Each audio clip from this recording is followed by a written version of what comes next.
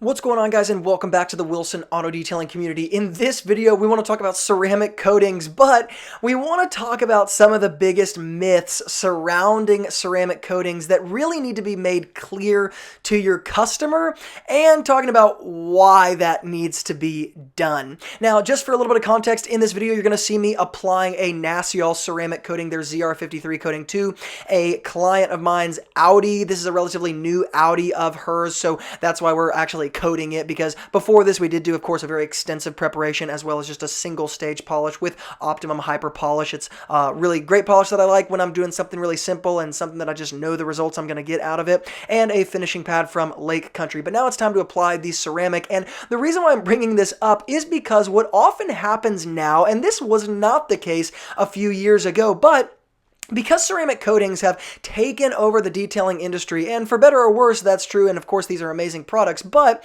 in, let's say, the consumer or the retail world, or let's maybe say the car owner world, people who are not necessarily professional detailers, sometimes they misinterpret what a ceramic coating is going to do and what it's for. So I have heard things like this: "Hey Luke, do you know anything about ceramic coatings? Because I'd really like to apply one to my truck so that my truck is super, super easy to wash moving forward." I've also heard things like, "Hey Luke, I want to apply ceramic coating to my car because, honestly, I'm tired of all the rocks and the gravel and the stuff that I'm hitting on the interstate. I feel like it's chipping my paint, and I want something that's going to protect it." I've heard things like, "Hey Luke, I want a ceramic coating on my car so that I don't have to wash my car anymore, and I can just have the coating there." So let's talk about myth number one, and that is that ceramic coatings are the end-all, be-all, invincible, awesome sacrificial barrier that keeps your car perfect no matter what. This is something I talk about with every single customer, even if they don't give me the inkling that they think it's going to be this unbelievable bulletproof shield. The reason why I talk about the vulnerabilities of a ceramic coating with my customer is because it can be confusing. There are certain things to highlight in order to bring the expectation down. One of the things to be made clear is that the ceramic coating does not necessarily protect against things like rock chips. Now, to the detailer, that sounds like, well, yeah, of course it doesn't protect against rock chips. Like, I know what a ceramic coating is. But the reason why that's one of the first things I talk about, and that's specifically the way I bring it up in terms of not protecting against rock chips, is because it actually does contextualize what a ceramic coating is, and it provides kind of a good segue to go into that. So what ends up happening is, if I had to put an analogy to it, a customer often thinks of a ceramic coating in terms of, let's say, a paint protection film. It's not that they're getting those two confused, because often they don't even know what a paint protection film is, but they think a ceramic coating will serve the purpose of a paint protection film. And that's not due to anything malicious. It's just that they don't know. It's just ignorance of the industry, because they're not detailers. So when I talk about it not protecting against rock chips, it leads me into a conversation of what it actually is. And that's when I get to explain to them, hey, a ceramic coating in many ways is kind of like a clear coat on top of a clear coat, and depending on which coating we're going to be applying here, we have different durabilities, different longevities. You have minor differences in the visual appeal, maybe the way light hits them, and of course differences in the way they actually need to be applied. This varies greatly, and it kind of launches us into a deeper conversation, a more contextualized conversation. The other big myth that I hear that I have to talk about with customers is that if I get a ceramic coating, my car is just automatically protected. It's going to be amazing. It'll never look bad again.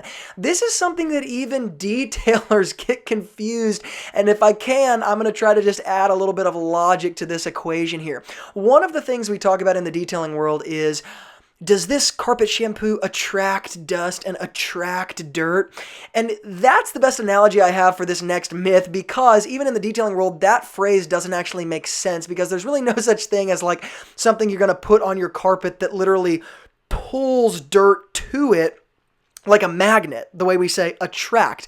We might have some sort of carpet shampoo that makes, let's say, dirt stick to it a little better, but it's not going to be pulling it like a magnet. Or you might have a color of a certain carpet that highlights maybe dust particles a little bit more than the other. But again, it's not being pulled to the carpet like we would assume if we use the word like attract. And this happens again with the ceramic coating. It's like, hey, this ceramic coating is going to make my car look absolutely unbelievable forever, no matter what happens. And the fact of it is, dirt settles on top of the coating just like dirt settles on top of your car paint, your two-stage clear-coated paint. And customers are often unaware of this. And I know it sounds kind of funny, but they think, oh, this is going to make my car look really good. And yes, that's true. But the point is, hey, customer, this car is going to have dirt settle on it because ceramic coatings don't fight gravity, unfortunately. It'll have dirt settle, it'll have bugs settle, it'll have water spots, and that's why it needs to be maintained. So you can see how that, once again, myth number 2, leads us into a deeper conversation.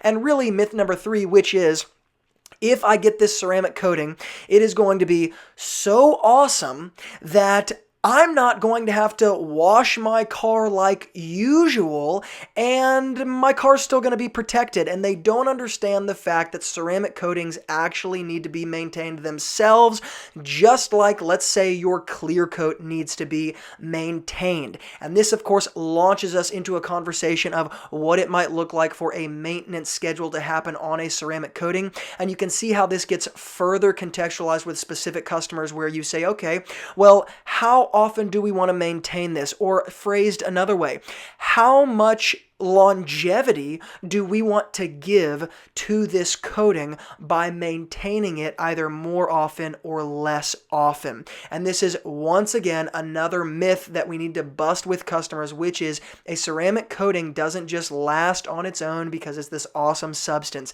If it's not maintained, it will break down, just like clear coat gets etched and breaks down, oxidized and breaks down, begins to delaminate, begins to fail.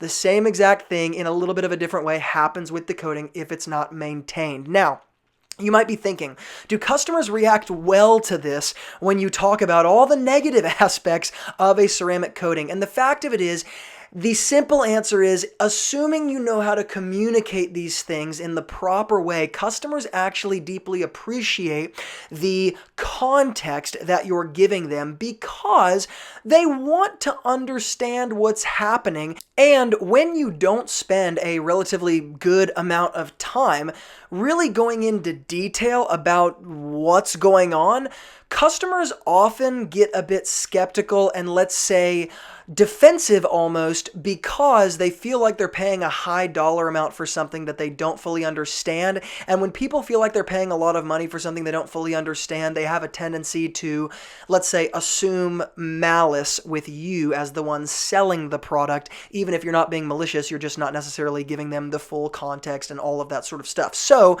in addition to it just being a good idea as you as a detailer actually setting their expectation in the proper place, it also really helps this conversation because the product is a relatively high dollar item, high ticket item in the detailing world. It's going to be best for you to just assume your customer wants a lot of the dirty details. This is also going to protect you on the back end when you bust these myths, because you can be assured that the customer has been told what this is, what this isn't, what it will do, and what it won't do.